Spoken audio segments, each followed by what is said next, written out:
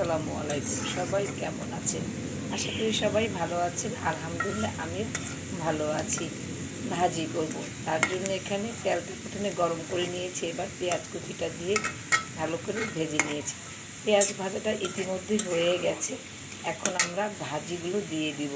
এখানে আমি হলুদের গুঁড়া, এই যে রসুন বাটা, লবণ, মরিচের গুঁড়া সব একসাথে দিয়ে রেখেছিলাম। বাস এইটা দিয়ে দিলাম। এখন ভালো করে একটু নাড়াচাড়া করে নেব। আর যখন পেঁয়াজ ভাজছিলাম তখন আমি দুটুকু শুকনো মরিচ দিয়েছি। আপনারা চাইলে কাঁচা মরিচ দিতে পারেন, তবে আমার কাছে ভাজিতে কাঁচা মরিচের চাইতে শুকনো মরিচটা দিলে অনেক ভালো লাগে, সুন্দর একটা ফ্লেভার আসে। আর জিরাটা আমি এখন দেইনি, জিরাটা আমি নামানোর সময় দিয়ে একদিনে চুলায় রেখে নামিয়ে ফেলব। এই তো বাস, এভাবে করে একটু সময় খোলা রেখে আমি ভাজিটাকে ভালো করে নাড়াচাড়া করে নেব। তারপরে ঢাকনা দিয়ে ঢেকে ঢেকে ভাজিটাকে রান্না করে ফেলব। এই ভাজিটা আপনারা রুটির সাথে, ভাতের সাথে খেতে পারেন, পরোটার সাথেও খেতে পারবেন। ভাজিটা খুব মজা লাগে। এখানে আমি কী কী সবজি দিয়েছি সেটা তো বলাই হয়নি, অবশ্যই বলবো।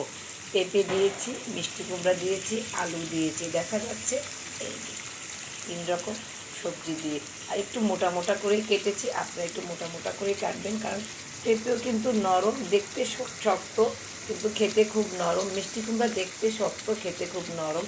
এই জন্য একটু মোটা মোটা করে কেটেছি, যাতে নাড়াচাড়ার সময় খুব একটা ভেঙে না যায়। যদি কথা বেশি বলে থাকি অবশ্যই ক্ষমার দৃষ্টিতে দেখবেন। অনেকেরই কমপ্লেন থাকে কাজের তুলনায় কথা বেশি। সরি। আকাশ দিয়ে বিমান যাচ্ছে, আর এতটাই নিচ দিয়ে যাচ্ছে যে মনে হচ্ছে যে এখনই ঘরে বিমানটা চলে আসবে, যার জন্য আমাকে একটু পরপরই ক্যামেরাটা অফ করতে হচ্ছিল।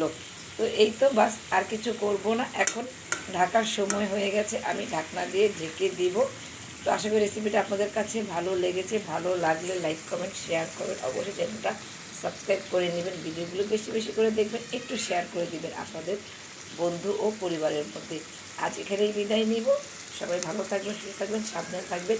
এভাবে ভাজিটা অবশ্যই রান্না করে আমাকে কমেন্ট করে জানাবেন কেমন হয়েছে। আল্লাহ হাফেজ। আসসালামু আলাইকুম।